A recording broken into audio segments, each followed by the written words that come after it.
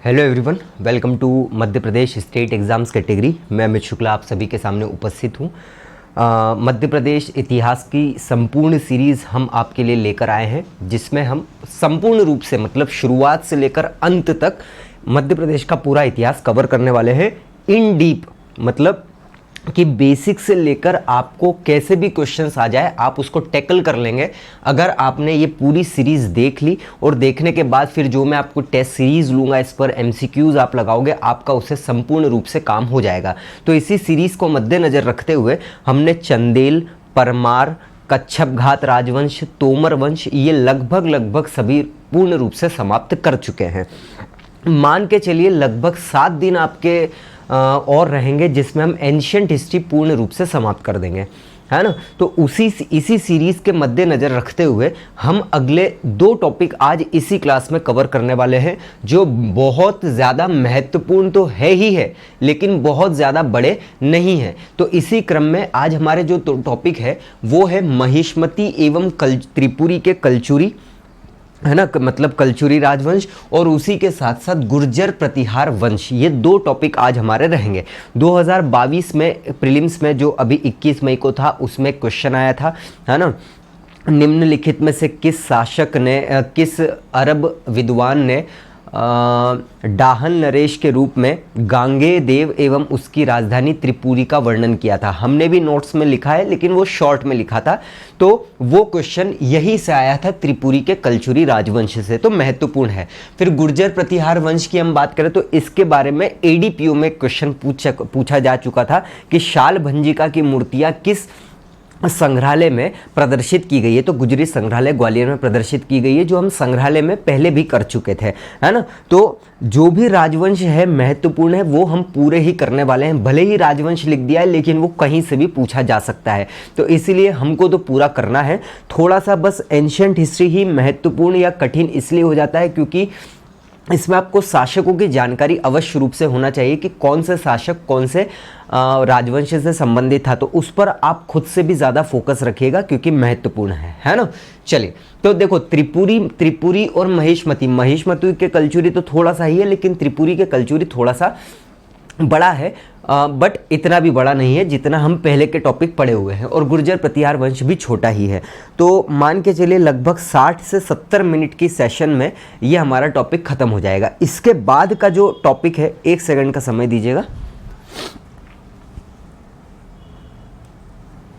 हाँ, इसके बाद का जो टॉपिक है, क्योंकि आपको मैंने बताया था कि हम परमारों से आगे बढ़े थे तोमर तक, अभी हमको और पीछे का इतिहास देखना है। तो इसके बाद जो हम एक टॉपिक लेंगे ना, गुप्तोत्तर एवं ओलिकर वंश एवं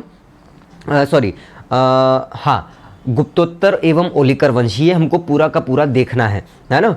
तो और परवर्ती गुप्त शासन भी हमको देखना है। इसका तात्पर्य यह है कि इसके अंतर्गत बहुत छोटे छोटे शासन भी हमको देखना है, जैसे ओलिकर वंश, मोखरी वंश, पांडु वंश, है ना, फिर वाकाटक वंश, वो सभी के सभी उसमें आएंगे। लेकिन वो भी हमको बहुत ज़्यादा डीप में नहीं पढ़ना है, शॉर्ट में ही पढ़ना है। हालांकि उसमें वंश बहुत छोटे छोटे हैं, केवल हमको देखना है किस क्षेत्र में इसकी स्थापना हुई थी और इसका स्थापना या संस्थापक कौन था, है ना। तो ये 2-4 चीज़ें ही छोटी छोटी हमको देखनी रहेगी, बट उसमें वंश काफ़ी ज़्यादा है क्योंकि छोटे छोटे टुकड़ों में विभाजित था। तो इसी के बाद हम वो वाला टॉपिक देखने वाले हैं। जब वो टॉपिक खत्म हो जाएगा तो मान के चलिए आपका 70% एंशिएंट हिस्ट्री उस टॉपिक के बाद खत्म हो जाएगा, मतलब कल की क्लास में, ठीक है। तो ये बातें आपको ध्यान रखनी है।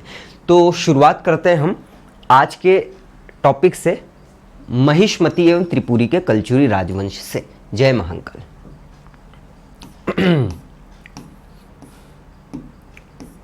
तोमर राजवंश तक हमने खत्म कर दिया था, है ना।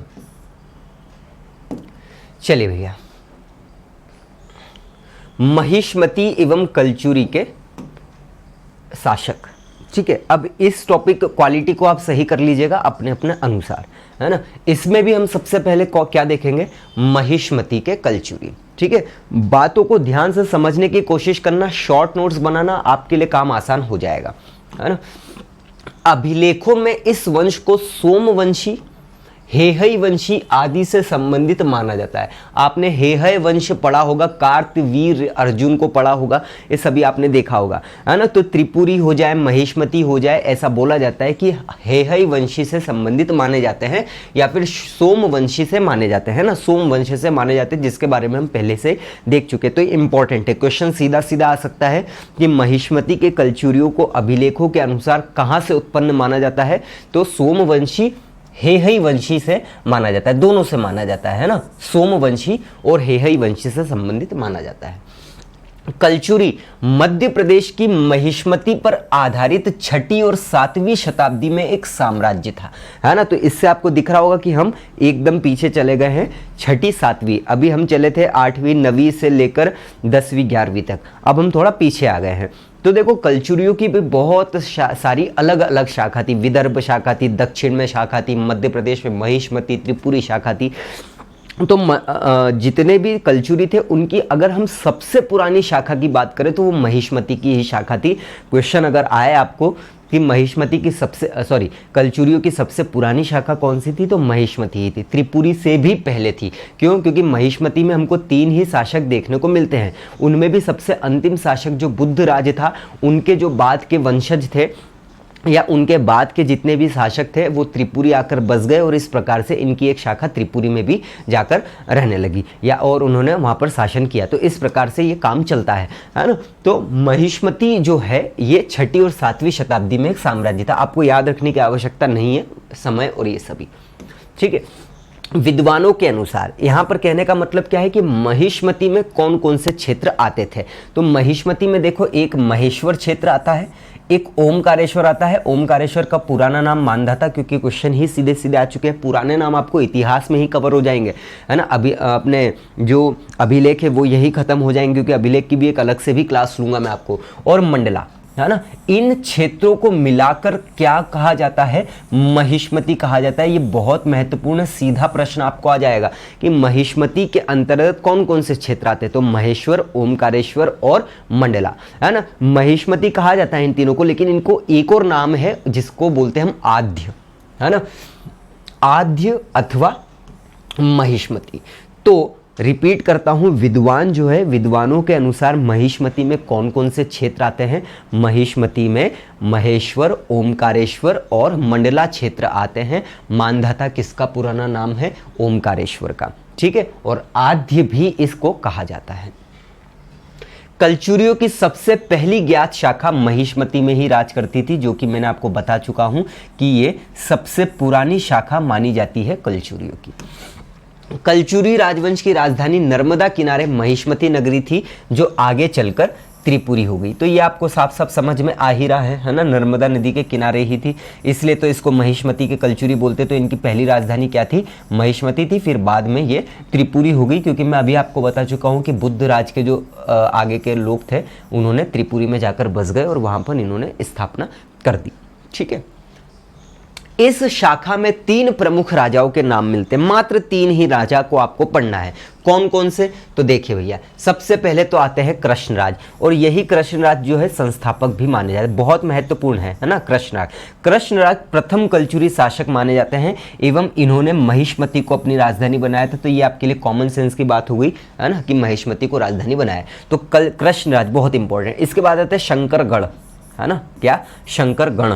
कृष्णराज के पुत्र थे ये और उत्तराधिकारी थे, है ना। इनके 2 ताम्रपत्र आपको जरूर याद रखना है, एक तो अभोण ताम्रपत्र और एक संखेड़ा ताम्रपत्र, दोनों महत्वपूर्ण है ना। शंकरगण के 2 ताम्रपत्र है, एक तो अभोण ताम्रपत्र और संखोड़ा ताम्रपत्र या संखेड़ा ताम्रपत्र, ये दोनों के दोनों इनसे ही संबंधित है। और एक अंत है बुद्धराज, है ना। ये महिष्मती शाखा के अंतिम ज्ञात राजा है तथा बुद्ध राज को बादामी के चालुक्य शासक के राजा मंगलेश ने पराजित किया था, जिसकी महाकूट अभिलेख से पुष्टि होती है ना। अब सीधी सी बात है कि अंतिम राजा है बुद्धराज।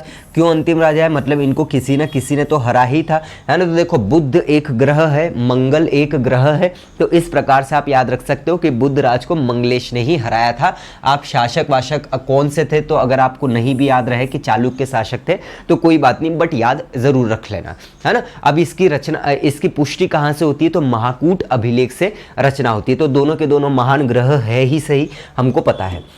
महाकवि दंडी की विख्यात रचना 10 कुमार चरित, बहुत इंपॉर्टेंट है भैया। पहले तो आपको याद रखना है कि 10 कुमार चरित के रचयिता कौन है, दंडी है ना। 10 दंडी ऐसे याद रख सकते हो आप, क्या 10 दंडी। तो 10 कुमार चरित के रचयिता कौन है, दंडी। तो इसमें कुल कितने अध्याय हैं, 8 अध्याय हैं। और इसका जो 8वां अध्याय है ना, उसको हम जानते हैं विश्रत चरित के नाम से। ये अंतिम अध्याय भी है और 8वां अध्याय भी है। क्या बोलते हैं हम इसको, विश्रत चरित के नाम से जानते हैं। इसमें कलचुरी राजवंश के विषय में हमको महत्वपूर्ण जानकारी प्राप्त होती है ना। तो ये एक हिसाब से हमारे लिए सोर्स हो जाता है महिष्मती के कलचुरियों को देखने के लिए। कौन सा, 10 कुमार चरित जो कि दंडी के द्वारा लिखा गया है, इसका अंतिम और 8वां अध्याय विश्रत चरित। ठीक है। महिष्मती के कलचुरियों की राज्य प्रशासन व्यवस्था कौटिल्य के सप्तांग सिद्धांत से प्रेरित थी, है ना। तो ये आप अगर पॉइंट नहीं भी याद करोगे ना तो चल जाएगा, बट लिख जरूर लेना ताकि आगे आप याद कर लो जब आपको सब कुछ हो जाए तो, है ना। क्योंकि एक ऐसा समय आता है जब हमारा सब कुछ हो गया हो तो हम ऐसे पॉइंट को देखने की कोशिश करते हैं जो हमने पहले नहीं किया था। तो आप याद रखना। अब ये आपको पेपर जो मेंस है, मेंस के पेपर 2 जो है उसमें आपको कौटिल्य पढ़ना ही है, थिंकर्स के बारे में पढ़ना ही है ना। तो वहाँ पर आपको सप्तांग सिद्धांत कौटिल्य का दिख ही जाएगा, पढ़ लेना। ठीक है। तो ऐसा बोला जाता है कि कौटिल्य के सप्तांग सिद्धांत से प्रेरित थी, है ना। अब यहाँ पर 2 पॉइंट है, शायद छूट गए हैं, 1 मिनट। अच्छा, यहाँ पर कुछ बीच में है ही नहीं।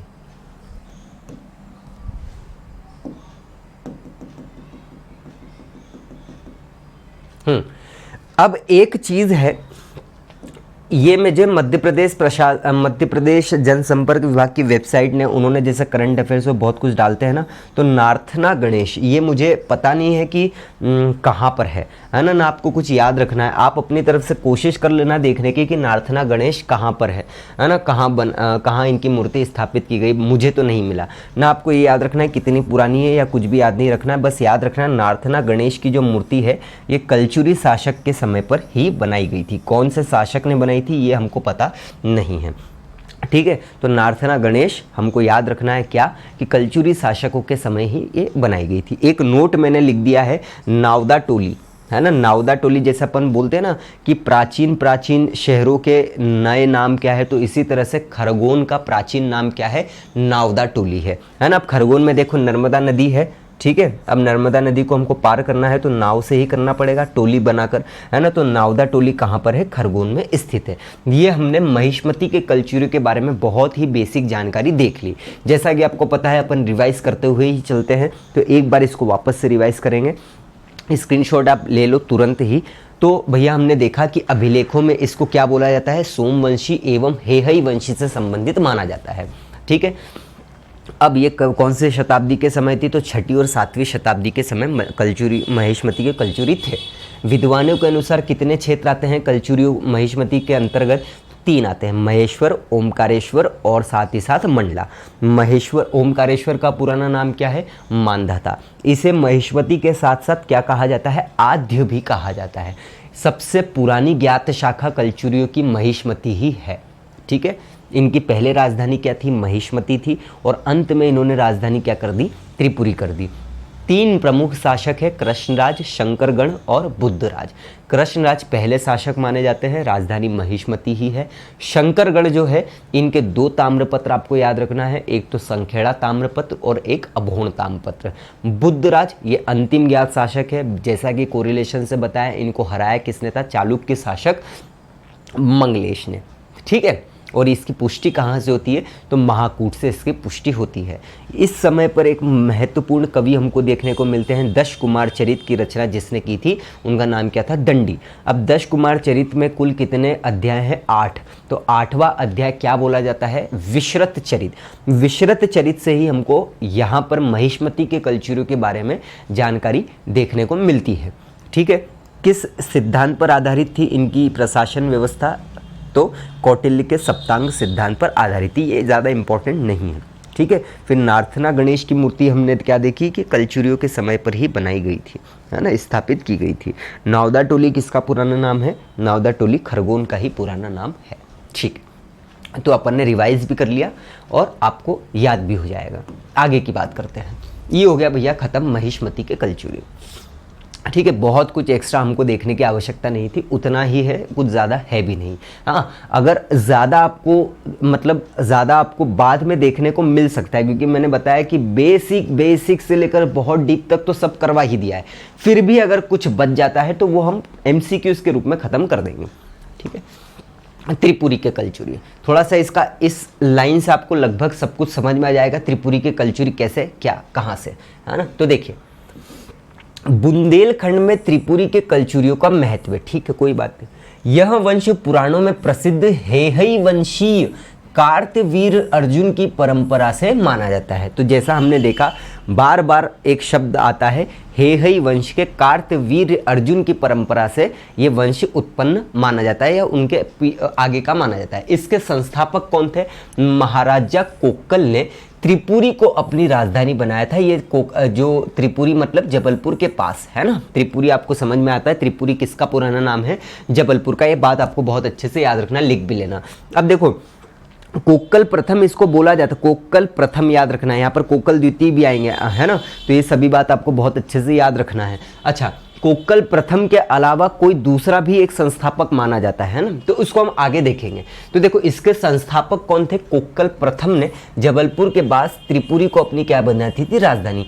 अतएव यह वंश त्रिपुरी के कलचुरियों के नाम से विख्यात है। सीधी सी बात है ना। प्राचीन काल में नर्मदा के शीर्ष स्थानीय प्रदेश से महानदी के प्रदेश तक का विस्तृत भूभाग चेदी जनपद के नाम से प्रसिद्ध था। अच्छा, ये बात ध्यान रखना आप कि अगर आता है त्रिपुरी के कलचुरी तो आप नोट्स में लिख लेना, इसे चेदी वंश के नाम से भी जाना जाता है ना। क्या नाम से? चेदी वंश के। ये आप नोट बना के लिख लेना, नोट्स में लिख लेना, है ना। तो ये इतना जो क्षेत्र है ना, ये चेदी जनपद के नाम से प्रसिद्ध था। ये इतना सारा आपको लिखने की आवश्यकता नहीं है। हालांकि अगर आपसे शॉर्ट में नहीं लिखा रहा हो तो फिर स्क्रीनशॉट लेके जरूर लिख लेना, क्योंकि आगे काम आएगा ही सही। मध्यकाल में इसे डाहल कहा जाने लगा। तो पहले ये क्या कहा जाता था? चेदी कहा गया, फिर इसे डाहल कहा जाने लगा। और आपको पता ही होगा कि डाहल से ही एक प्रश्न आया था 2022 में, सबसे लेटेस्ट प्रीलिम्स पे। कैसे आया था तो हम आगे देखेंगे। कोक्कल बड़ी सूझबूझ एवं दूरदृष्टि वाला उत्साही व्यक्ति था। उसने उत्तर के चंदेलों की बढ़ती हुई शक्ति से लाभ उठाने के लिए चंदेल कुमारी नट्टा देवी से विवाह कर दिया। तो इस प्रकार से इन्होंने, त्रिपुरी के कलचुरियों ने, मतलब कोक्कल ने, चंदेलों से अपने संबंध स्थापित कर लिए। क्यों? क्योंकि भैया अगर उनसे संबंध स्थापित नहीं करोगे तो आप बच नहीं पाओगे। तो नट्टा देवी से विवाह किया था। ये बहुत अच्छा और महत्वपूर्ण पॉइंट है। तो कुल मिला के इस पॉइंट से हमको क्या पता चल रहा है कि त्रिपुरी, पहली बात तो त्रिपुरी को जबलपुर भी कहा जाता है ना। इनकी राजधानी क्या थी? त्रिपुरी थी। कोक्कल प्रथम जो है पहले व्यक्ति माने जाते हैं। हेहई वंश कार्तवीर अर्जुन की परंपरा से ये माने जाते हैं। फिर उसके बाद हमने देखा कि इसे चेदी वंश के नाम से भी जाना जाता है। लेकिन मध्यकाल जब आया तो मध्यकाल में धीरे धीरे इनको डाहल कहा जाने लगा, है ना। और फिर जो कोक्कल प्रथम थे, इन्होंने नट्टा देवी, चंदेल शासकों की, चंदेल वंश से में एक कुमारी थी नट्टा देवी, इनसे विवाह कर लिया था और इस तरह संबंध स्थापित कर लिए थे। तो ये बुद्ध राज के आगे के ही सब है जो हम पहले देखकर आ चुके हैं। ठीक है, तो इस प्रकार से त्रिपुरी के कलचुरी के बारे में हम बात कर सकते हैं, शुरुआत कर सकते हैं। कलचुरियों ने, अब इसमें महत्वपूर्ण कुछ राजाएं हैं, जैसे लक्ष्मण देव, है ना, गांगेय देव, कर्ण, एक यशः कर्ण भी है, गया कर्ण, नरसिंह, जय सिंह आदि का शासन काल समृद्धिपूर्ण माना जाता है। अच्छा, अगर आप ये पॉइंट नहीं भी लिखोगे ना तो चल जाएगा। क्यों? क्योंकि ये सभी राजा अभी आगे आने वाले हैं, है ना। इससे पता चल रहा होगा कि त्रिपुरी के कलचुरी जो है बड़ा है। ठीक है, तो ये मत लिखो आप। आगे की बात करते हैं। 10वीं शताब्दी के कलचुरी शासकों के स्थापत्य कला और शासन का जीता जागता उदाहरण कौन सा है? नोहटा दमोह का नोहलेश्वर मंदिर। सीधा सीधा आपको क्वेश्चन आ जाएगा कि नोहटा का नोहलेश्वर मंदिर कहाँ पर स्थित है या नोहलेश्वर मंदिर कहाँ पर स्थित है। तो आपको पता होना चाहिए कि नोहटा कहाँ पर है? दमोह में है ना। और वहीं पर ये इन्हीं के त्रिपुरी के कलचुरियों के द्वारा ही बनाया गया था, एक महिला के द्वारा, अलहन देवी, नहीं, अलहन देवी ने तो बैजनाथ का मंदिर बनाया था, है ना। उनका नाम भी नहलेश्वरी ही था। जिन्होंने ये मंदिर बनाया था वो अब आगे देखने वाले हैं। तो नोहटा जो नहलेश्वर मंदिर है ये दमोह में है, बहुत ही महत्वपूर्ण है, याद रखना अत्यंत आवश्यक है, ठीक है। स्थापत्य कला से महत्वपूर्ण पॉइंट है। कलचुरी अभिलेखों में इस शाखा की वंशावली का प्रारंभ कहाँ से माना जाता है? कोक्कल प्रथम से, क्योंकि हम ऊपर ही देख के आए हैं कि पुराणों में और अभिलेखों में सभी में संस्थापक किसको बोला जा रहा है? कोक्कल प्रथम को बोला जा रहा है। लेकिन दो अभिलेख है, सागर और छोटी देवरी। ये जो सागर और छोटी देवरी है, यहां से हमको क्या पता चल रहा है कि वाप राजदेव जो है इसके प्रथम शासक माने जाते हैं, है ना। तो कोक्कल प्रथम, वापराज दोनों के नाम आते हैं, तो हमको वापराज से ही शुरू करना है ना। अगर वापराज नहीं आता है तो फिर वो दे देगा अभिलेखों के अनुसार कि पुराणों के अनुसार कैसे, तो आपको फिर वहां पर दिमाग लगाना है। तो वापराज देव से ही हमको यहाँ पर शुरुआत भी करना है, ठीक है। आगे की बात करते हैं। वापराज देव या फिर वामराज, है ना, एक ही व्यक्ति है ये। तो एक बार यहाँ तक हम पूरा का पूरा ऊपर का रिवाइज कर लेते हैं। क्या देखा हमने कि भैया बुद्धराज के आगे के जितने भी लोग थे उन्होंने फिर त्रिपुरी जाकर बसे और स्थापना कर दी, और इस प्रकार से त्रिपुरी के कलचुरी बन गए, है ना। नर्मदा के किनारे है त्रिपुरी, जबलपुर के नाम से फेमस है। हेहई वंश के ही परंपरा से इनको भी माना जाता है। महत्वपूर्ण व्यक्ति कौन आते हैं? कोक्कल प्रथम, जिनको अभिलेखों में प्रथम शासक बोला गया है। कौन? कोक्कल प्रथम। अब कोक्कल प्रथम ने बहुत सारे काम किए, जैसे कोक्कल प्रथम ने क्या कर दिया भैया, सबसे पहले तो अपना नट्टा देवी मतलब संबंध स्थापित करने के लिए नट्टा देवी से विवाह भी कर लिया था। फिर इसने एक और महत्वपूर्ण काम करा था कि राजधानी बना दिया था, है ना, किसको? त्रिपुरी को। फिर हमने एक चीज़ और देखी कि इसको चेदी वंश भी बोला जाता है, फिर मध्य भारत में इसको डाहल वंश भी कहा जाने लगा, और इस प्रकार से काम होता गया, है ना। फिर हमको आगे क्या देखा है कि भैया नोहटा का नोहलेश्वर मंदिर कहाँ है? दमोह में है, ये हमको याद रखना है, ठीक है। प्रथम शासक कौन सा बोला जाता है? कोक्कल प्रथम। लेकिन दो अभिलेख, सागर और छोटी देवरी अभिलेख जो है, इसके अनुसार वाप राजदेव या वाम राजदेव इनके प्रथम संस्थापक माने जाते हैं, प्रथम शासक माने जाते हैं। तो वापराज देव या वामराज के बारे में शायद हमको कुछ देखने की आवश्यकता नहीं है, है ना, बस केवल नाम आपको याद रखना है। तो कोक्कल प्रथम के बारे में हम शुरुआत करते हैं, और कोक्कल प्रथम के बारे में बहुत सारी बात तो हम शुरुआत में ही देख के आ चुके हैं। चलिए, कोक्कल प्रथम यह इस वंश का वास्तविक शासक माना जाता है, जिसने चंदेल वंश की नट्टा देवी से विवाह किया था, जो हम ऊपर ही देख के आ चुके हैं।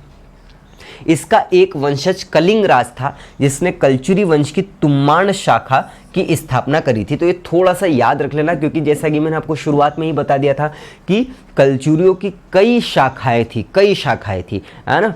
तो उसी प्रकार से एक इनके ही वंशज थे आगे, जिनका नाम था कलिंग राज, है ना। क्या नाम था? कलिंग राज। इन्होंने क्या करा था? एक तुम्माण शाखा है, अब ये वर्तमान में कहाँ है? छत्तीसगढ़ में। तो कलचुरियों की एक शाखा है तुम्माण शाखा, जो वर्तमान में छत्तीसगढ़ में है, इसकी स्थापना इन्होंने ही की थी। नहीं याद हो रहा है, नहीं याद रहे कोई बात नहीं, बहुत ज़्यादा महत्वपूर्ण या ज़्यादा महत्वपूर्ण नहीं है, बस नॉर्मल पॉइंट है ना। चलिए, युवराज देव प्रथम, इसे उज्जैनी भुजंग भी कहा जाता है। और आप मान के चलिए, जिस प्रकार से राजा भोज थे कहाँ पर, या वाकपति द्वितीय मुंज थे परमार में, उसी प्रकार से कर्ण युवराज देव प्रथम त्रिपुरी के कलचुरी में उसी प्रकार की महत्वपूर्ण भूमिका निभाते हैं। तो ये दोनों बहुत महत्वपूर्ण शासक है। कौन? युवराज देव प्रथम। अगर आप कहीं पर युवराज देव भी दिखे तो वो युवराज देव प्रथम ही है ना, क्योंकि देखो इसमें बहुत सारे प्रथम द्वितीय आते ही गए हैं ना। शंकरगण प्रथम, शंकरगण द्वितीय, कोक्कल प्रथम, कोक्कल द्वितीय, युवराज देव प्रथम, युवराज देव द्वितीय, इस प्रकार से। तो युवराज देव प्रथम, जिसे हम उज्जैनी भुजंग भी कहते हैं, बहुत महत्वपूर्ण है ना। क्या बोलते हैं इनको? उज्जैनी भुजंग के नाम से भी जाना जाता है। किसे? युवराज देव प्रथम को, ठीक है। इसे केयूर वर्ष अथवा कर्पूर वर्ष के नाम से भी जाना जाता है ना। किस नाम से? केयूर वर्ष अथवा कर्पूर वर्ष। किसे? युवराज देव प्रथम को। हमने तीन इनकी बातें देख ली है। एक तो देख ली हमने केयूर वर्ष अथवा कर्पूर वर्ष, और उज्जैनी भुजंग, है ना। सुप्रसिद्ध कवि एवं नाटककार राजशेखर, देखो राजशेखर सभी महत्वपूर्ण कवियों में सर्वश्रेष्ठ माने जाते हैं इस समय पर, इसलिए मैंने ब्रैकेट में लिखा भी है कि सबसे प्रसिद्ध कवि है। अब अपन ने जब राजशेखर के बारे में थोड़ा पहले देखा था तो आपको मैंने बताया भी था बहुत सारी बातें इनके बारे में, है ना। तो चलिए एक बार और रिपीट हो जाएगी कि सुप्रसिद्ध कवि एवं नाटककार ये राजशेखर थे, ना। ये गुर्जर प्रतिहार का दरबार छोड़कर युवराज देव की सभा में आए थे। ये बात आपको याद रखना है। गुर्जर प्रतिहार इनसे पहले बाद में हम देखने वाले भी हैं, है ना।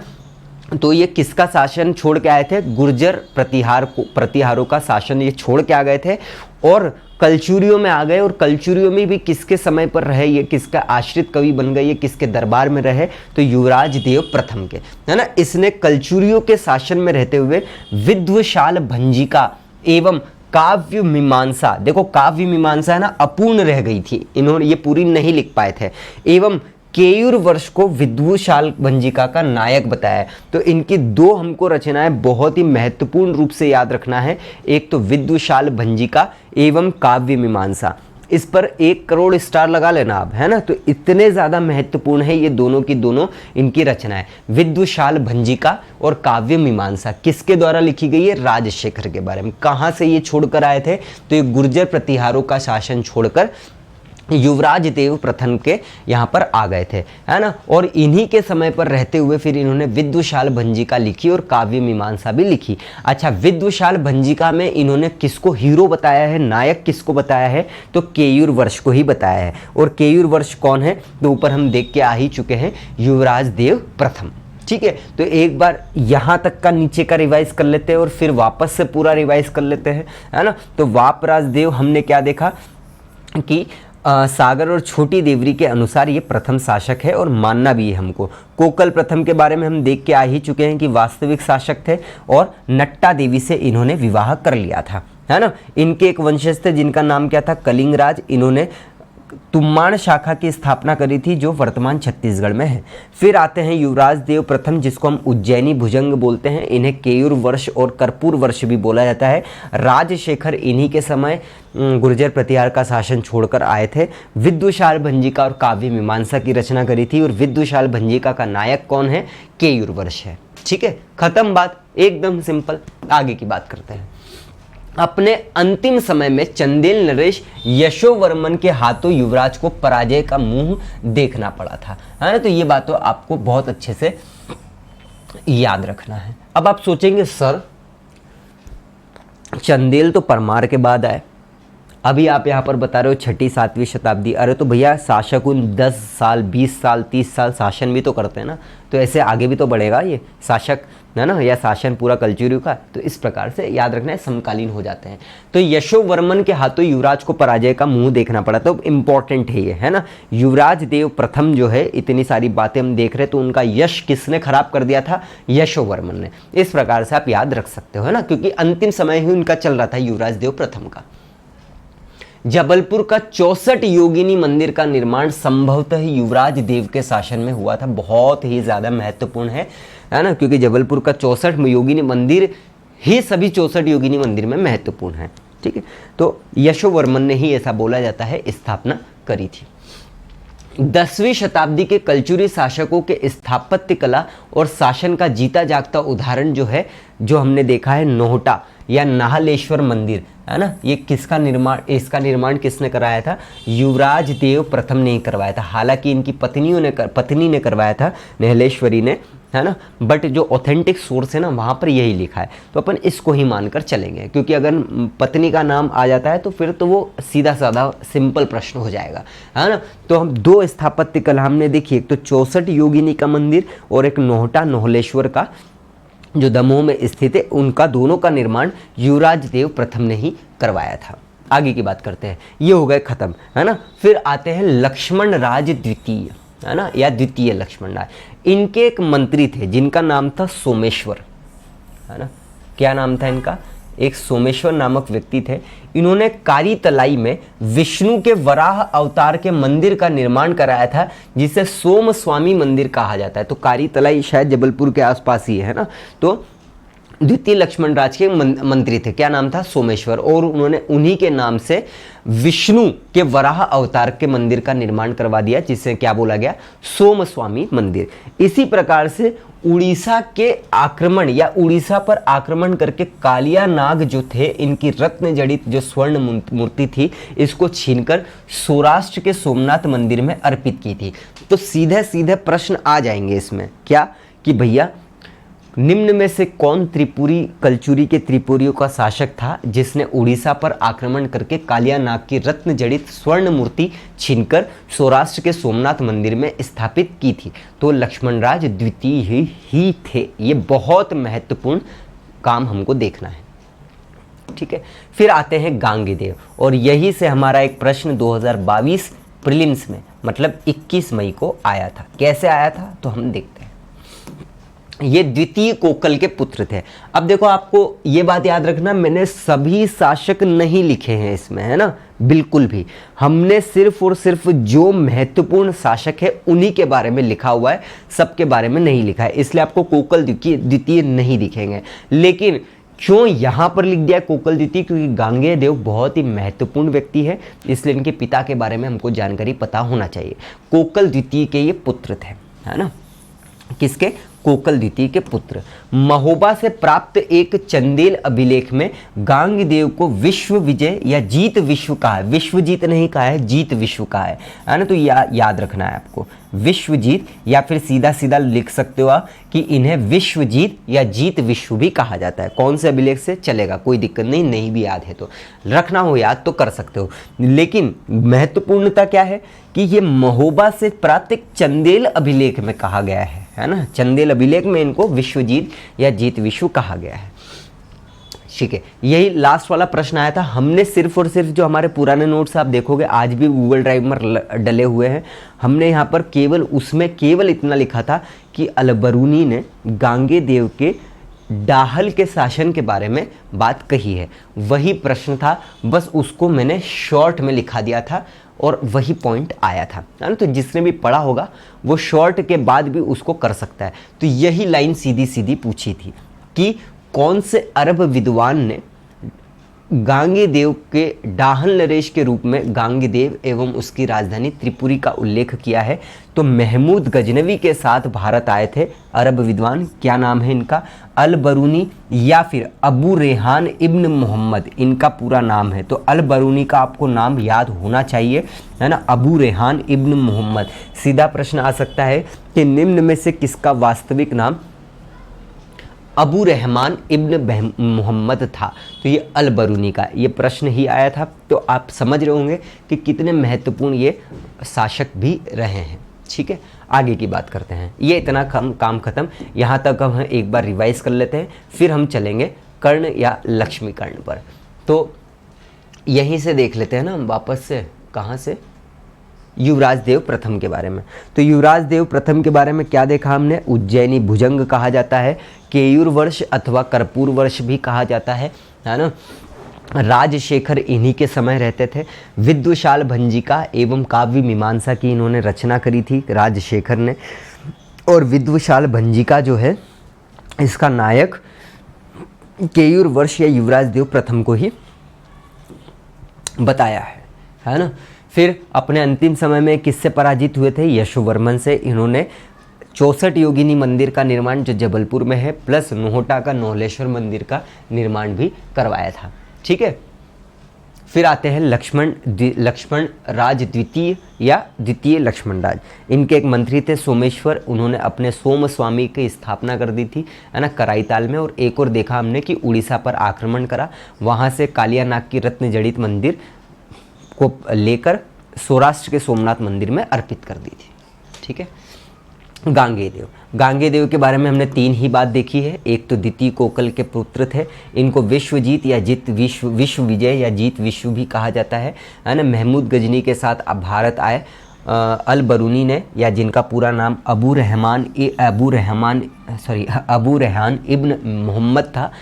इनको डाहल शासक के रूप में बताया गया है और इनकी राजधानी त्रिपुरी भी बताई। अब डाहल आपको समझ में आ रहा होगा कि डाहल क्या था, है ना। तो चेदी को मध्यकाल में डाहल कहा गया, सिंपल। चलिए बात करते हैं कर्ण या लक्ष्मी कर्ण। अब कर्ण के बाद यशः कर्ण भी आते हैं, गया कर्ण भी आते हैं, है ना। तो कर्ण, लक्ष्मी कर्ण, कर्ण को इस वंश का सबसे प्रतापी राजा माना जाता है एवं इसके विजय अभियानों के कारण इसे हिंद का नेपोलियन भी कहा जाता है ना। तो अगर क्वेश्चन आता है एग्जाम में, जैसे परमाणु का सबसे महत्वपूर्ण या सबसे महान शासक कौन था, तो सीधी सी बात है भोज हम लिख देंगे। उसी तरह से त्रिपुरी के कलचुरियों या कलचुरियों का सबसे महत्वपूर्ण शासक कौन था, तो आंख बंद करके आपको कर्ण या लक्ष्मी कर्ण कर देना है, ठीक है। इसे क्या बोला जाता है, इसे हिंद का नेपोलियन भी कहा जाता है ना। क्या कहा जाता है, हिंद का नेपोलियन, बहुत महत्वपूर्ण है। श्री ज्ञान अथवा अतीश दीपंकर के तिब्बती जीवनी से विदित होता है कि उसने अपने राजत्व काल के एकदम आरंभ से ही मगध पर आक्रमण किया था। मगध आप सोच सकते हैं कि कितना पुराना समय से ये चलता हुआ आ रहा है ना। तो ये श्री ज्ञान अथवा अतीश दीपंकर ये तिब्बती लेखक थे, है ना। इन्होंने अपनी तिब्बती जीवनी में बताया है, ऐसा प्रतीत होता है, ऐसा जान पड़ता है कि कर्ण ने मगध पर आक्रमण किया था। तो क्वेश्चन अच्छा है, बहुत ही रेयर फैक्ट है, एग्जाम में आ सकता है, तो सीधा सीधा आपको याद ही करना है। कश्मीरी कवि विल्हण ने कर्ण का वर्णन कलंजरपति का काल कहकर किया है ना। मतलब विल्हण जो व्यक्ति थे, है ना, विल्हण, ये पहली बात तो विल्हण कहाँ के कवि थे, कश्मीरी कवि थे। छोटी छोटी चीज़ें आ जाती है, अब विल्हण आप पढ़ लिया, सब पढ़ लिया, लेकिन कहाँ के है ये नहीं पढ़ा और वही एग्जाम में आ जाए। तो ये कश्मीरी कवि थे, क्या नाम था इनका, विल्हण। इन्होंने कर्ण को क्या बोला है, इन्हें कालंजरपति का काल कहा है ना, कलंजरपति का काल, क्योंकि लगभग सबको ही इन्होंने पराजित किया था। तो कलंजरपति का काल कहकर संबोधित किया है। नोट, विक्रमांक देवचरित की रचना कर्ण के आश्रित कवि विल्हण ने की थी। तो विल्हण कौन थे भैया, कर्ण के आश्रित कवि थे, मतलब इनके समय पर रहते थे, और विक्रमांक देवचरित की रचना करी थी। तो जिस प्रकार से राजशेखर की हम काव्य मीमांसा, विद्युशाल भंजी का सब कुछ देख के आए हैं, उसी तरह से विल्हण की विक्रमांक देवचरित आपको याद होना अत्यंत रूप से आवश्यक है, ठीक है। रासमाला के अनुसार, है ना, अब रासमाला एक साहित्य होगा, है ना, उसके अनुसार इसके समय 136 राजा इसकी सेवा करते थे, किसकी, कर्ण की। कितना महत्वपूर्ण है आप सोच सकते हैं। कर्ण ने वाराणसी में कर्ण मेरु नामक एक शिवालय बनाया था। सीधा सीधा चित्तौड़ का त्रिभुवन नारायण मंदिर राजा भोज के बारे में आ चुका है, तो ये प्रश्न बिल्कुल आ सकता है कि वाराणसी में कर्ण मेरु मंदिर का निर्माण किसने किया था, तो ये कर्ण ने किया था, है ना। अब कर्ण मेरु से कर्ण तो आपको पता चल जाएगा, लेकिन फिर कर्ण है, यशः कर्ण है, गया कर्ण है, तो कौन, तो सिंपल वाले कर्ण जिनको लक्ष्मी कर्ण भी बोला जाता है ना। कहाँ पर है ये, तो वाराणसी में। कश्मीरी कवि विल्हण ने कर्ण की राज्यसभा में गंगाधर नामक एक पंडित को पराजित किया था। मतलब उनके बीच में साहित्य से लेकर कुछ बातें हुई थी, या कुछ कंपटीशन टाइप आप बोल सकते हो। तो बहुत महत्वपूर्ण प्रश्न है कि विल्हण ने किसको पराजित किया था, गंगाधर नामक एक पंडित को पराजित कर दिया था अपनी ज्ञानता से, है ना, या अपने ज्ञान से। वल्लण, नाचिराज, कर्पूर कर्ण के अन्य आश्रित कवि थे। तो ये भी कुछ 3 महत्वपूर्ण कवि है। क्या नाम है, वल्लण, वल्लण के बाद नाचिराज, नाचिराज के बाद कर्पूर। ये सभी कुछ महत्वपूर्ण है जो हमको कर्ण के आश्रित कवि के रूप में देखने को मिलते हैं। तो एक बार कर्ण के बारे में हम पूरी जानकारी देख लेते हैं वापस, ठीक है। क्या क्या हमने देखा, कर्ण जिनको हम लक्ष्मी कर्ण भी बोलते हैं, है ना, ये सबसे प्रतापी राजा माने जाते हैं, इनको स्क्रीनशॉट ले लेना। इनको हिंद का नेपोलियन भी कहा जाता है। श्री ज्ञान अथवा अतीश दीपंकर के तिब्बती ज्ञान से हमको क्या पता चलता है कि इन्होंने शायद मगध पर आक्रमण किया हो। कश्मीरी कवि विल्हण थे, है ना, जो इनके आश्रित कवि थे। इन्होंने विक्रमांक देवचरित की रचना की और साथ ही इन्हें कलंजर का काल भी कहकर पुकारा है, ठीक है। फिर हमने क्या देखा कि रासमाला के अनुसार 136 राजा इसकी सेवा में थे। वाराणसी में जो कर्ण मेरु मंदिर है वो कर्ण ने ही बनाया है ना। फिर उसके बाद कश्मीरी कवि विल्हण ने कर्ण की राज्यसभा में गंगाधर नामक एक पंडित को क्या कर दिया था, पराजित कर दिया था। और कुछ 3 महत्वपूर्ण अन्य शासक कौन है, वल्लण, नाचिराज और कर्पूर, है ना। ये कुछ इनके समय के और भी आश्रित कवि है। फिर आते हैं यशः कर्ण। यशः कर्ण के बारे में हमको कुछ नहीं देखना है। फिर आते हैं गया कर्ण, है ना। इनके राजगुरु का नाम शक्ति शिव था। आप नहीं भी याद करोगे तो चल जाएगा, कोई ज़रूरत नहीं है ना। तो शक्ति शिव इनके गुरु थे। नहीं करोगे छोड़ दो, चलेगा, लिख ज़रूर लेना, है ना। इसकी पत्नी अलहन देवी ने भेड़ाघाट के वैद्यनाथ मंदिर का निर्माण कराया था, जो कि महत्वपूर्ण है ना। तो गयाकर्ण में हमको क्या याद रखना है कि इनकी पत्नी थी, उनका नाम अलहन देवी था, और अलहन देवी ने क्या कराया था, भेड़ाघाट में जो वैद्यनाथ मंदिर है उसका निर्माण करवाया था, महत्वपूर्ण है ना। आगे की बात करते हैं। विजय सिंह, विजय सिंह जो है इस वंश का अंतिम शासक माना जाता है।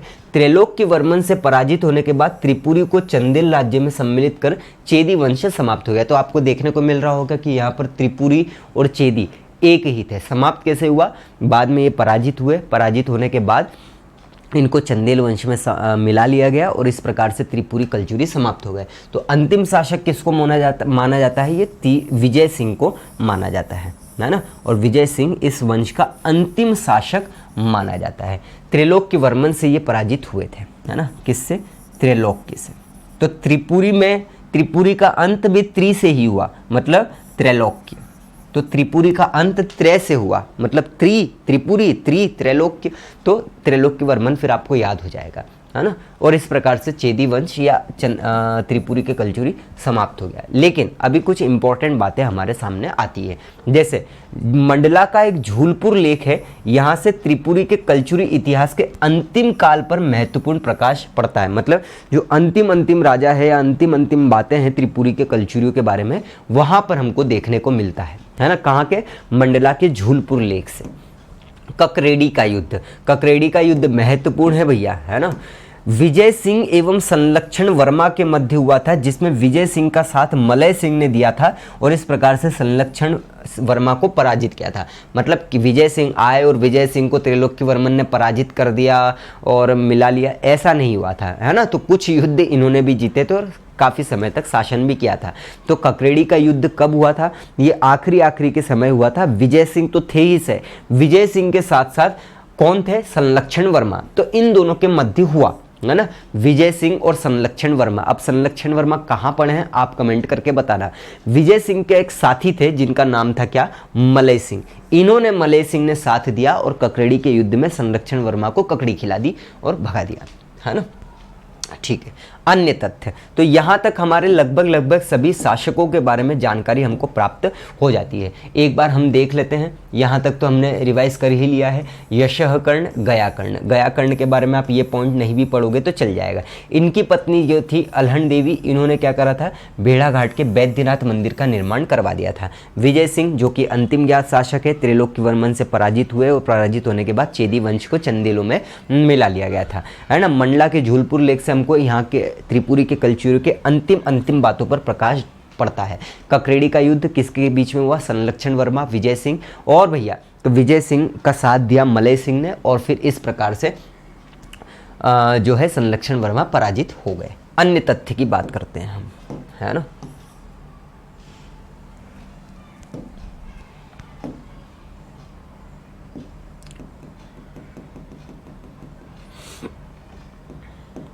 कलचुरी नरेशों ने स्वयं को प्रसिद्ध चंद्रवर्षी कार्तवीर्य सहस्त्रार्जुन का वंशज बताया है, जो कि रिपीटेड बात है, हम पहले ही देख चुके हैं बहुत ही आसानी से, है ना।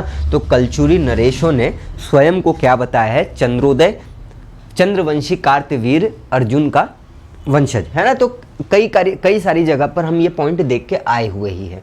राजशेखर ने विद्वशाल भंजिका में त्रिपुरी को तुहीन कर सूता, ये बहुत ही इंपॉर्टेंट है, एग्जाम में आ सकता है कि किसे तुहीन कर सूता के नाम से भी जाना जाता है, किस नदी को तुहीन कर सूता के नाम से जानते हैं, तो ये नर्मदा है ना। बहुत ही, मेकल सूता का नाम आपने सुना होगा, है ना। तो मेकल सूता से आप कॉमन सेंस लगा सकते हो, है ना, अन्यथा तो नहीं पता चलेगा। तो राजशेखर ने विद्वशाल भंजिका में त्रिपुरी को तुहीन कर सुता नर्मदा की लहरों से मुखर बताया है ना। मतलब कहने का मतलब है कि साथ साथ चलते या साथ साथ चलने वाला बताया है ना। ठीक। त्रिपुरी के कलचुरी शासकों में केवल एक व्यक्ति थे जिनका नाम था शंकरगण तृतीय, है ना। क्या, शंकरगण तृतीय, यही एकमात्र शासक थे जिन्होंने वैष्णव धर्म को अपनाया था। बाकी जितने भी अन्य थे वो सभी शैव धर्मी थे। तो महत्वपूर्ण है ना। एक बार तीनों पॉइंट रिपीट कर लेते हैं, रिवाइज कर लेते हैं, है ना। क्या देखा हमने अन्य तथ्यों में? अन्य तथ्यों में हमने ये देखा कि कलचुरी नरेश जो है स्वयं को क्या मानते हैं? चंद्रवंशी कार्तवीर्य सहस्त्रार्जुन का वंशज बताते हैं। ठीक है। राजशेखर ने विद्वशाल भंजिका में त्रिपुरी को क्या बताया है? तुहीन कर सुता नर्मदा की लहरों से मुखर बताया है। और त्रिपुरी के कलचुरी शासक में केवल एक व्यक्ति या एक शासक थे जिनका नाम क्या था? शंकर गण तृतीय। इन्होंने ही वैष्णव धर्म अपनाया, बाकी सभी क्या थे? ये शैव धर्मी ही थे। क्लियर है बात? चलिए आगे की बात करते हैं। कलचुरी राज्य का सर्वप्रथम ज्ञात कवि मायूराज है। बहुत इंपॉर्टेंट है, मयूरराज नहीं बोलना है इनको, इनको आपको क्या बोलना है? मायूराज।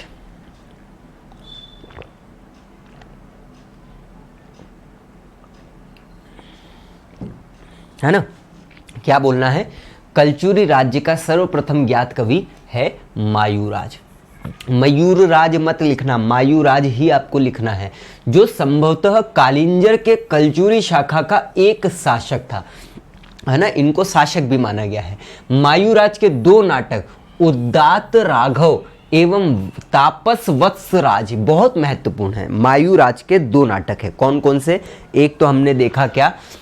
उदात राघव, एवं एक देखा हमने तापस वत्सराज।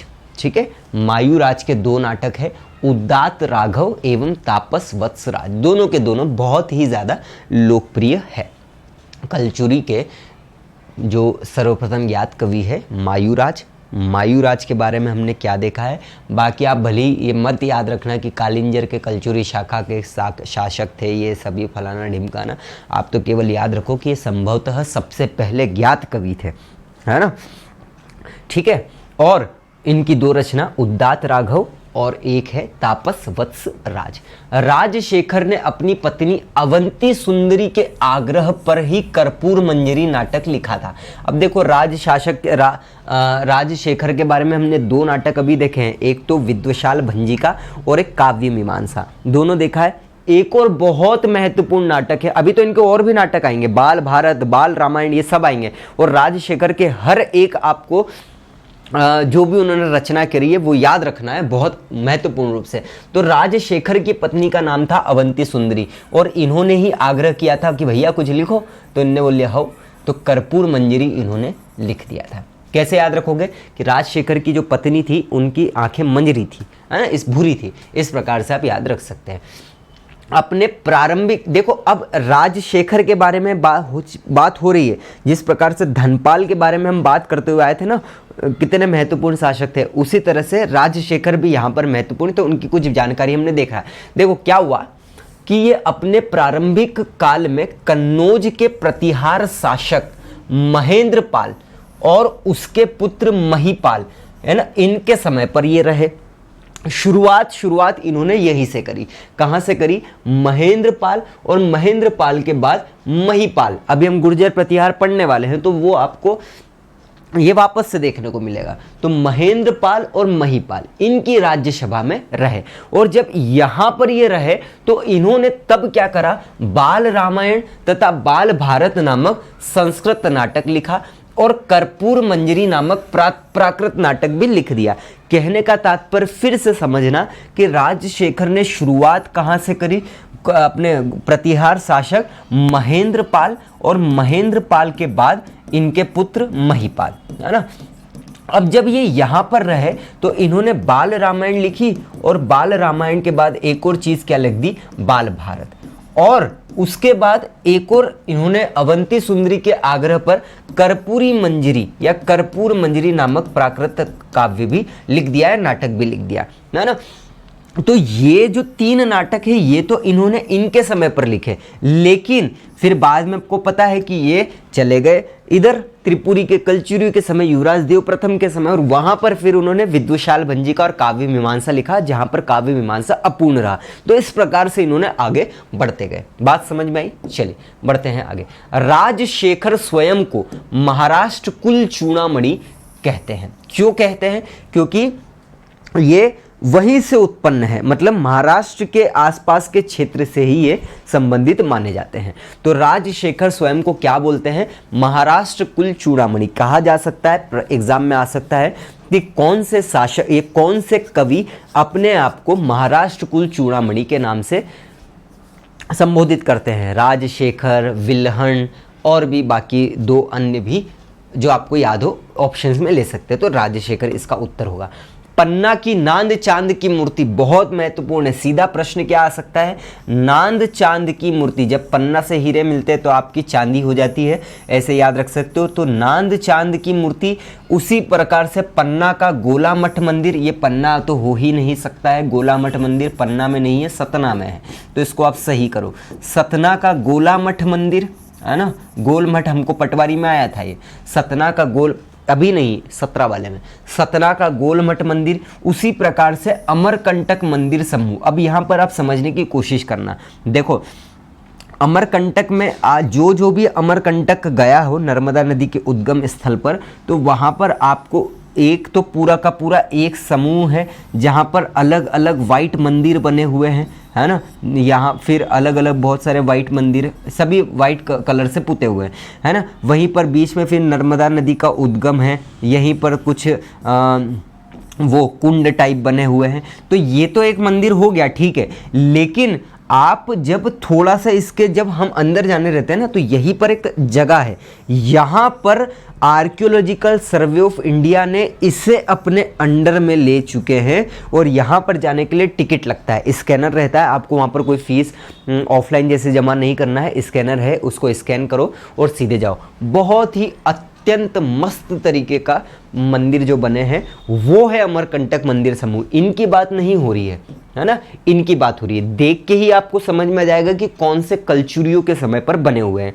तो हम इनकी बात कर रहे हैं। तो अमरकंटक जो मंदिर समूह है ये वाले, तो वो जो मंदिर है ये याद रखना। देखो यहाँ पन्ना की नानचांद मूर्ति, सतना का गोलमठ मंदिर, ये सभी तो ठीक है कि मंदिर कल्चुरियों से संबंधित है, लेकिन मैंने एक चीज़ और भी शॉर्ट में लिख दी है कि अमरकंटक मंदिर समूह या कर्ण के द्वारा मंदिर बनाया गया था, तो महत्वपूर्ण है ये फिर, ठीक है। फिर सोहागपुर का जो विराटेश्वर मंदिर है, ये सभी के सभी कल्चुरियों से संबंधित है या कल्चुरियों के समय पर ही बनाए गए हैं। कौन कौन से, फिर से रिपीट करते हैं, पन्ना की नांद चांद की मूर्ति, है ना, सतना का गोला मठ मंदिर, अमरकंटक मंदिर समूह जो कि कर्ण के द्वारा बनाया गया था, सोहागपुर का विराटेश्वर मंदिर, सभी के सभी कल्चुरियों से संबंधित है, ठीक है। त्रिपुरी के कल्चुरी राजाओं में सर्वप्रथम गांगेयदेव ने टकसाल की गतिविधि पर ध्यान दिया एवं सोने, चांदी और तांबे के सिक्के बड़ी संख्या में बनवाए। यहाँ पर ध्यान देने वाली बात यह है कि सर्वप्रथम गांगेयदेव तो ठीक है, लेकिन यही एकमात्र ऐसे शासक है जिनके चांदी सोने के सिक्के हमको प्राप्त होते हैं और किसी के प्राप्त नहीं होते। तो ये एकमात्र भी है और सर्वप्रथम भी है ना। तो त्रिपुरी के कल्चुरी राजाओं में सर्वप्रथम, एकमात्र और सर्वप्रथम, आप चाहो तो दोनों लिखो या केवल सर्वप्रथम भी लिख लो।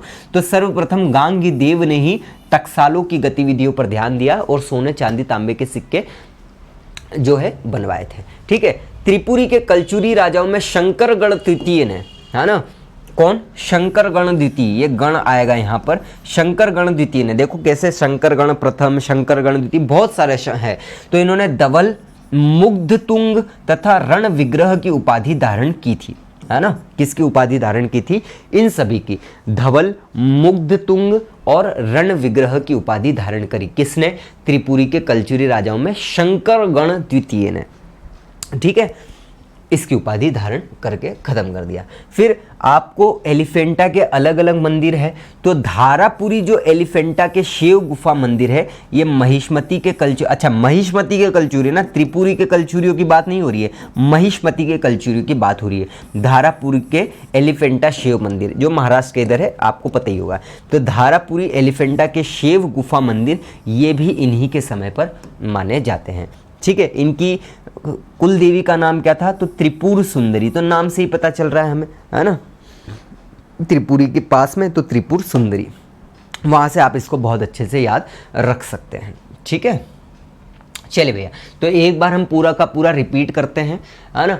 कलचुरी राज्य का सर्वप्रथम ज्ञात कवि कौन है? मायूराज है। मायूराज को हम बोलते हैं कि शासक भी माने जाते हैं ये।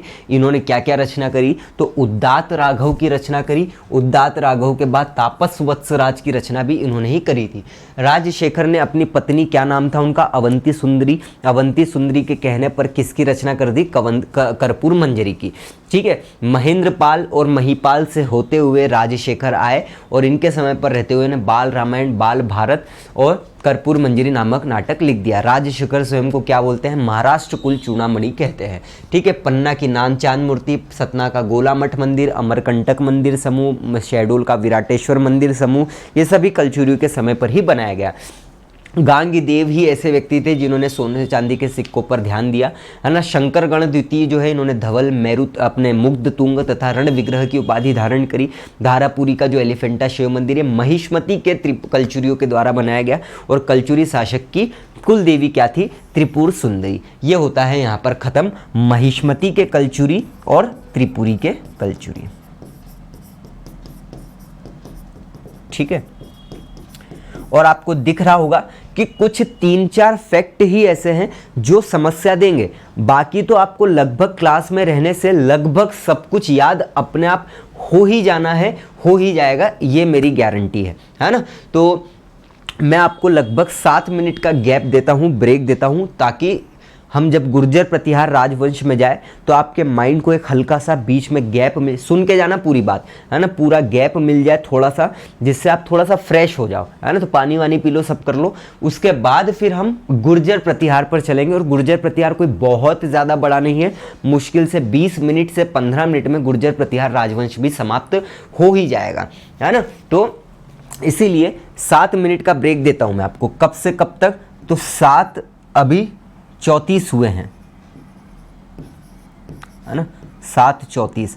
मैं आपको मतलब देखो, अब 7:34 हुए हैं, मतलब मैं अपने अनुसार दे रहा हूं, क्योंकि ये रिकॉर्डेड आपको मिल रहा है, नेट का इशू है, मैंने आपको बताया था। तो ये अपने अनुसार मैं समय कर रहा हूं, तो आपका जो समय है उसमें आप 7 मिनट बढ़ा लेना। 7:35 हो गए हैं, तो 7:35 से मैं आपको 7:42 तक का समय दे रहा हूं, ठीक है, ताकि इतने सारे फैक्टों के साथ दूसरे पर आप ना जाओ। स्क्रीनशॉट आप ले लीजिएगा। मिलते हैं अपन कुल 7 मिनट बाद। Thank you.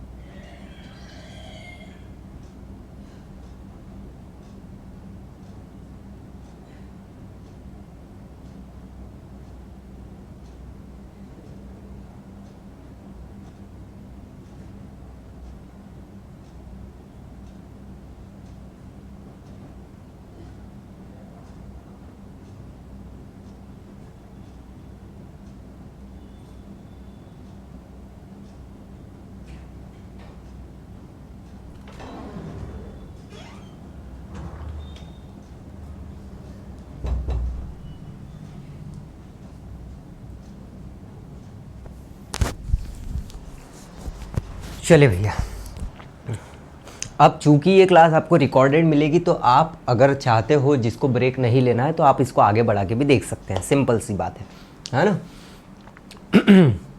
तो हमने महिष्मती एवं त्रिपुरी के कलचुरी समाप्त कर दिए हैं पूर्ण रूप से। जैसा कि आपको शुरुआत में ही बता दिया है मैंने कि आप जो भी हमारे टॉपिक हो चुके हैं उसको पेजेस में डिवाइड कर लीजिए, क्योंकि ऐसा मत करिएगा कि परमार्थ 10 दिन पहले पढ़ा है और आज तक उसको देखा ही नहीं है। नहीं, आपको कंटिन्यूसली रिवाइज तब तक करना है जब तक कि आपको कंठस्थ एक एक पॉइंट ना हो जाए। तो पीछे से 2 पेज 2 पेज 2 पेज 2 पेज रोज रिवाइज करते चलो और 2 पेज नए याद करते चलो। तो रिवीजन और याद करने का आप सिस्टमेटिक रूप कर लेना, है ना।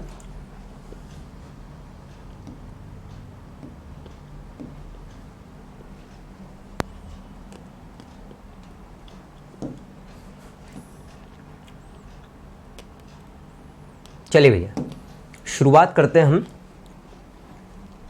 गुर्जर प्रतिहार वंश से। ज़्यादा बड़ा नहीं है, 15 मिनट में लगभग हो जाएगा। अब देखो क्या हुआ, तो थोड़ा सा समझ लो, एग्जाम में नहीं आएगा बट समझ लो। संपूर्ण उत्तर भारत की हम बात कर रहे हैं कि राज्य शक्ति का केंद्र था कौन सा, कन्नौज, पर गुर्जर प्रतिहार वंश का स्थायी शासन स्थापित हुआ। बहुत सारी चीज़ें मैंने हटा दी है ना।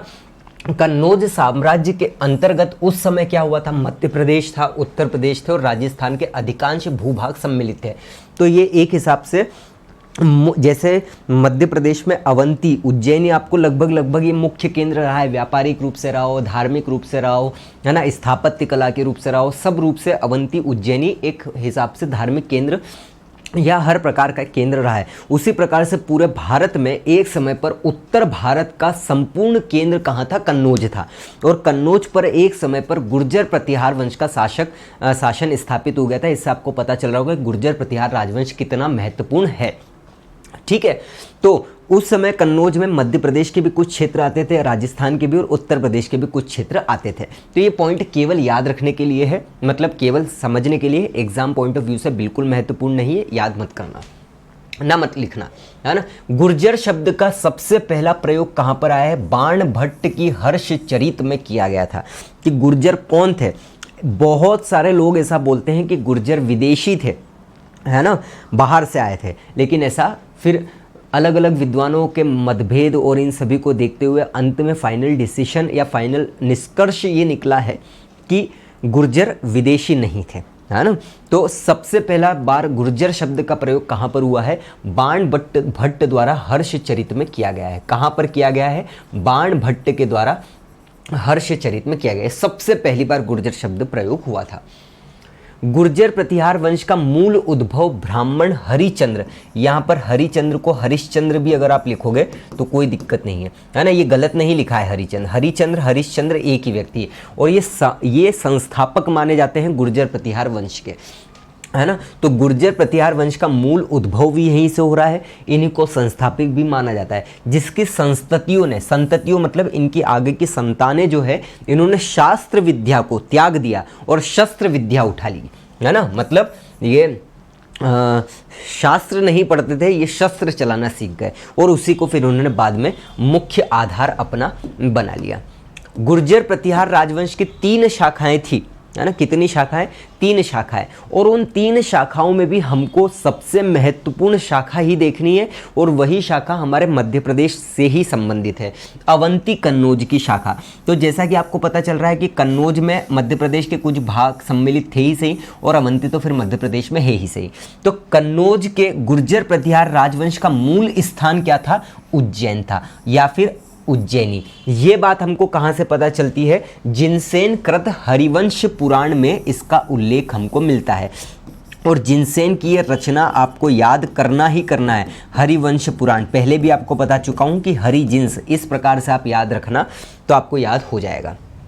ठीक है, चलिए नोट। अब नोट में मैंने कुछ महत्वपूर्ण आपके लिए क्या लिख दी है, रचनाएं लिख दी है, जिसको आपको कंठस्थ याद करना आवश्यक है।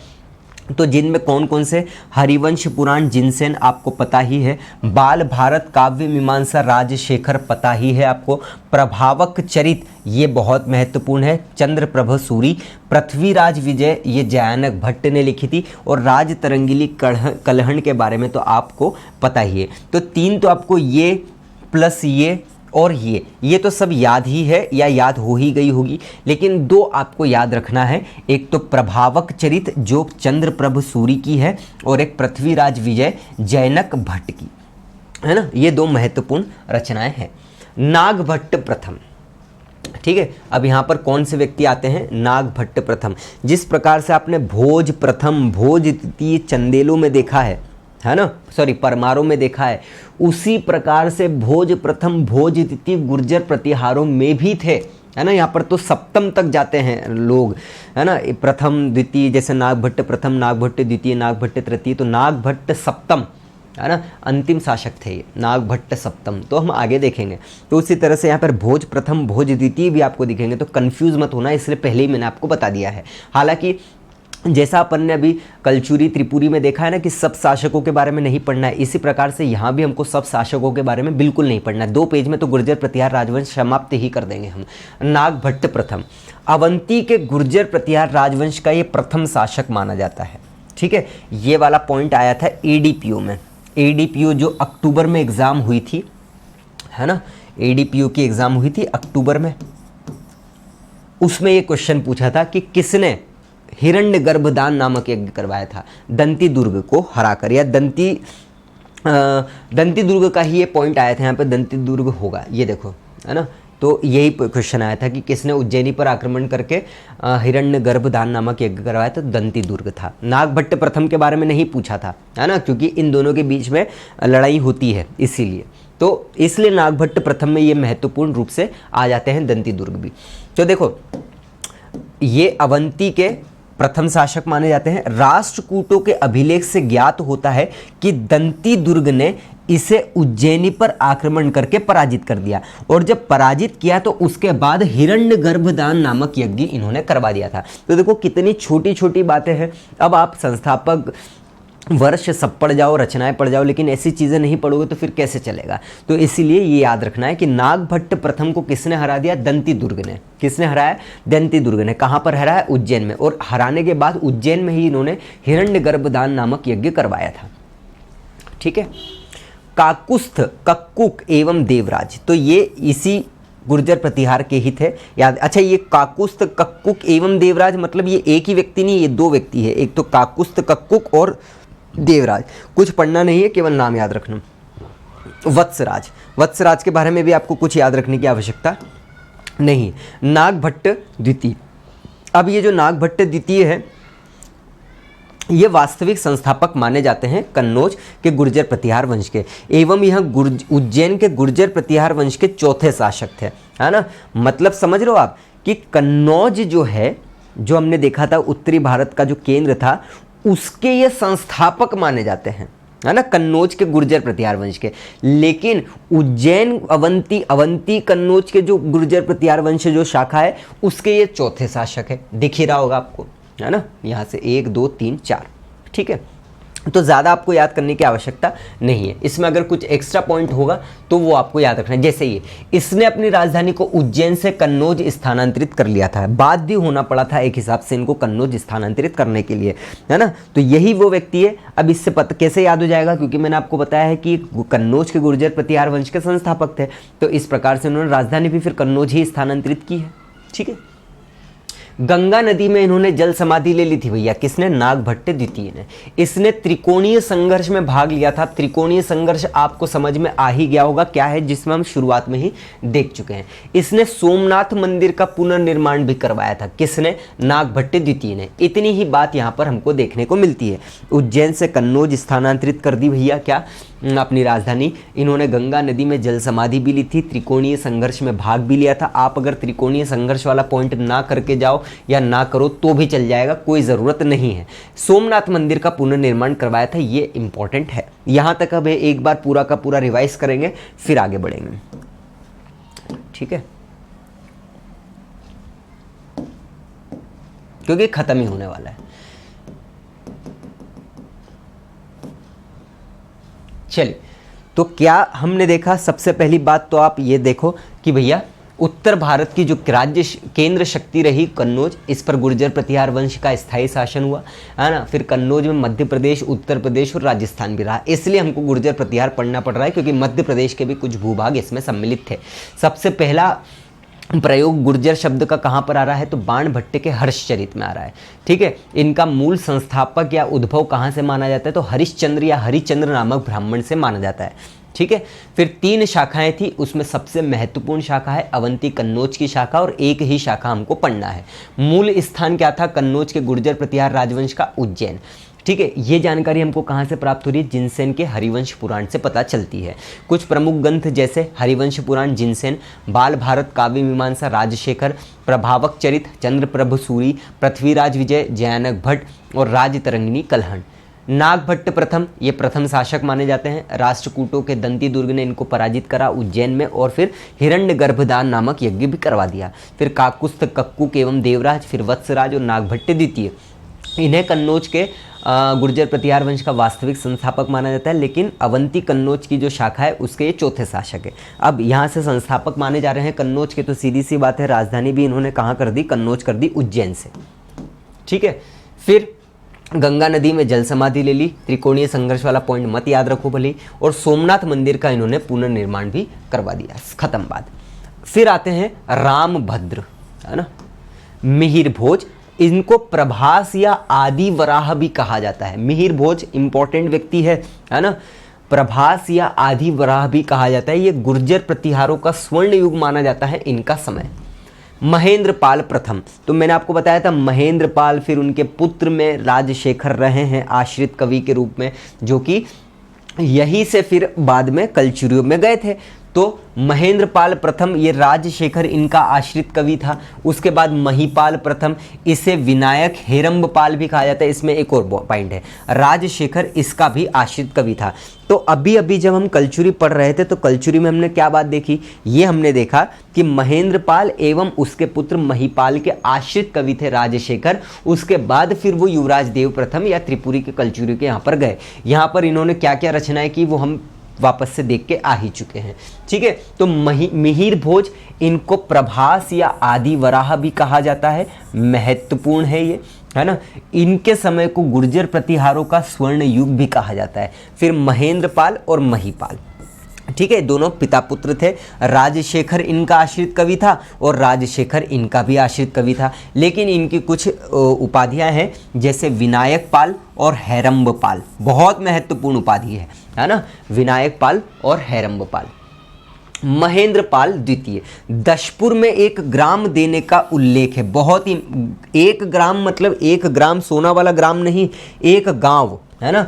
दशपुर में 1 गांव देने का उल्लेख महेंद्र पाल द्वितीय के लिए जाता है ना। तो सीधा सीधा प्रश्न आ सकता है कि कौन सा गुर्जर प्रतिहार शासक है जिसके बारे में दशपुर में 1 ग्राम देने का उल्लेख है। ग्राम का अगर नाम है लेकिन वो बहुत कठिन है और फिर उसको बहुत कुछ पढ़ना पड़ जाएगा, इसलिए वो नहीं किया है मैंने। तो आपको सीधा सीधा महेंद्र पाल द्वितीय भी ही लगा देना है। ठीक है, अन्य तथ्य खत्म हो गया ये, है ना। चलिए अन्य तथ्य की बात करते हैं। नरेसर एवं बटेश्वर मंदिर समूह कहाँ पर है, तो ये मुरैना में है। इतनी बात आप याद रख लेना बस, क्या कि नरेसर एवं बटेश्वर मंदिर समूह कहाँ है तो भैया मुरैना में। कौन कौन से समूह के मंदिर, नरेसर एवं बटेश्वर, ये सभी पर्यटन में आपका काम हो रहा है। एक टॉपिक है ना यूनिट 1 में पर्यटन, वहाँ का ये काम आपका यहाँ से ही हो रहा है। तो नरेसर एवं बटेश्वर मंदिर समूह मुरैना में है। ग्वालियर का चतुर्भुज मंदिर और तेली मंदिर, 2 चीज़ हमको पढ़ना है। तो देखो ग्वालियर का चतुर्भुज मंदिर जो है इसका निर्माण मिहिर भोज के शासनकाल में हुआ था। अब देखो एक ही किताब में जो सबसे ऑथेंटिक है उसमें 2 शासकों के बारे में है कि किस किसने बनाया था। तो सबसे पहले तो आप याद रखो मिहिर भोज के शासनकाल में एक व्यक्ति है अल्ल, इनका नाम याद रख लेना, अल्ल, है ना। इस राज्याधिकारी ने 9वीं शताब्दी में करवाया था, लेकिन अगर हम शिलालेख में अंकित तिथि की बात करें तो इसका निर्माण प्रतिहार शासक भोज प्रथम के शासनकाल में हुआ था। तो आप ऑथेंटिक जगह पर कहीं देखने की कोशिश करना, अगर ग्वालियर का चतुर्भुज मंदिर के बारे में जैसे आर्कियोलॉजिकल सर्वे ऑफ इंडिया या मध्य प्रदेश के सर्वे वाली जो वेबसाइट है या कहीं पर आपको ऑथेंटिक दिखे तो ज़रूर बताना। हालांकि मैंने भी ऑथेंटिक जगह से ही यूज़ किया है इसको, लेकिन अब 2 नाम आ रहे हैं तो क्या अब वो देखना पड़ेगा, है ना। तो इसका काम ज़रूर करना, और अगर आपको एक ही व्यक्ति दिखे तो मुझे ज़रूर बताना, तो अपन उसको लगा लेंगे, ठीक है।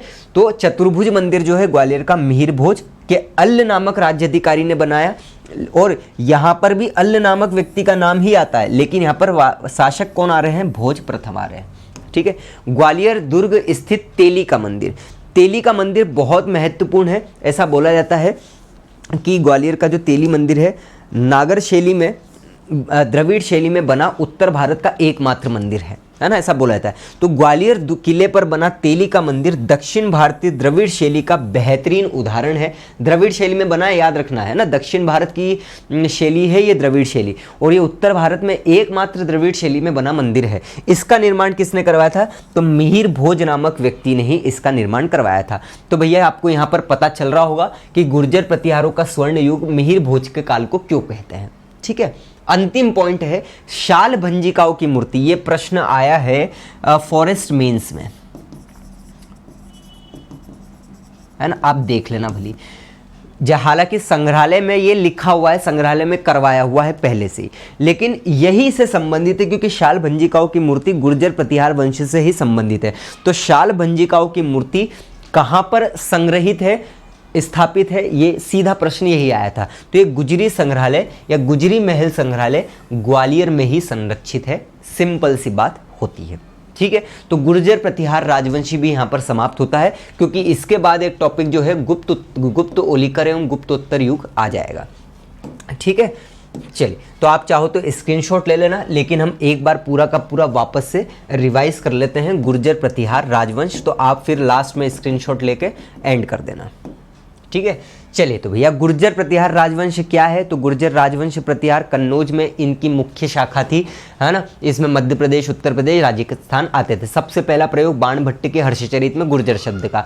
मुख्य संस्थापक या उद्भव कहाँ से माना जाता है, हरिश्चंद्र से। 3 शाखाएं सबसे महत्वपूर्ण, जिसमें कन्नौज अवंती की शाखा है। मूल स्थान क्या था, उज्जैन। हरिवंश पुराण किसने लिखी है, जिनसेन ने। प्रमुख ग्रंथ बाल भारत, काव्य मीमांसा, राजशेखर, हरिवंश पुराण जिनसेन, प्रभावक चरित चंद्रप्रभ सूर्य, पृथ्वीराज विजय, जयानक भट्ट, रासतरंगिणी कलहण। नागभट्ट प्रथम तो प्रथम शासक माना जाता है। राष्ट्रकूटों के अभिलेख से पता चलता है कि दंती दुर्ग ने इसको उज्जैन में हराया और हिरण्य गर्भदान नामक यज्ञ करवा दिया। फिर काकुस्थ, कक्कुक, देवराज, वत्सराज और नागभट्ट द्वितीय। नागभट्ट द्वितीय को वास्तविक कन्नौज का संस्थापक माना जाता है और इसी ने राजधानी उज्जैन से कन्नौज स्थानांतरित कर ली थी। जल समाधि ले ली भैया गंगा में इन्होंने, ठीक है, और सोमनाथ मंदिर का निर्माण भी करवा दिया। रामभद्र के बारे में कुछ नहीं पढ़ना है। मिहिर भाज, प्रवास और आदि वराह भी बोलते हैं, स्वर्ण युग है इनके समय का। महेंद्रपाल प्रथम, राजशेखर इनका आश्रित कवि था। महीपाल प्रथम, इनके समय भी राजशेखर आश्रित कवि था। इनको विनायक पाल और हेरम्ब पाल कहा जाता है। महेंद्रपाल द्वितीय तो दशपुर में ग्राम देने का उल्लेख है इनके लिए। अन्य तथ्य तो अन्य तथ्य में कुछ नहीं है। नरेसर एवं बटेश्वर मंदिर समूह मुरैना का ही है, ठीक है। ग्वालियर का चतुर्भुज मंदिर जो कि हमने देख चुके हैं, मिहिर भोज या भोज प्रथम, जो कि आपको भी देखकर बताना है, लेकिन अल्ल नामक व्यक्ति आपको ज़रूर याद रखना है और मुझे भी बताना है, ठीक है। ग्वालियर दुर्ग पर स्थित तेली का मंदिर, तो ये भारतीय द्रविड़ शैली का मंदिर है उत्तर भारत में, और इसका निर्माण भी मिहिर भोज के शासनकाल में ही हुआ था, ठीक है। शाल भंजिकाओं की मूर्ति कहाँ पर संरक्षित है या कहाँ पर प्रदर्शित की जा रही है, तो गुजरी संग्रहालय या गुजरी महल संग्रहालय ग्वालियर में। ये होता है भैया दोनों टॉपिक खत्म।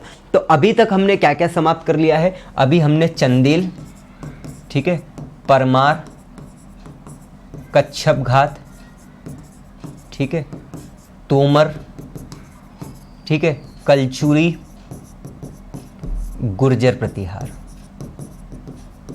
अगर एक आध बीच में कोई सा छूट गया हो तो देख लेना, ठीक है। अब हम गुप्तोत्तर युग में चलेंगे और ओलिकर वंश भी देखेंगे। अगला जो वंश है उसमें बहुत छोटे छोटे शासक, बहुत सारी छोटी छोटी बातें बताई गई है ना।